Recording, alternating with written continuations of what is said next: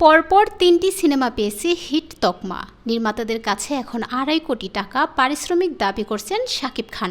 শুধু তাই নয়, ছবির করবেন বলে আগে নেওয়া টাকাও ফেরত দিয়েছেন এই ঢালিউড তারকা।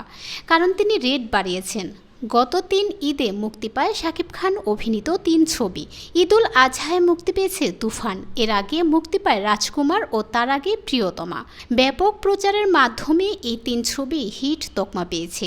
বক্স অফিস ব্যবস্থা চালু না থাকায় ছবিগুলো কতটা ব্যবসা করেছে তা সঠিকভাবে জানা যায়নি। এখন নতুন কোনো ছবিতে যুক্ত হওয়ার ক্ষেত্রে ছবি প্রতি ২.৫ কোটি টাকা পারিশ্রমিক দাবি করছেন শাকিব খান।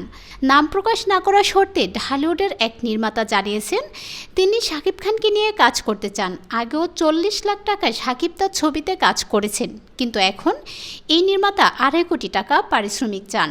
এই প্রসঙ্গে বদিউল আলম খোকন বলেন, নায়ককে কোটি টাকা পারিশ্রমিক দিলে সিনেমার বাজেট দাঁড়াবে ১০ কোটির উপরে। সেই সিনেমাটা ঈদ ছাড়া মুক্তি দিলে এই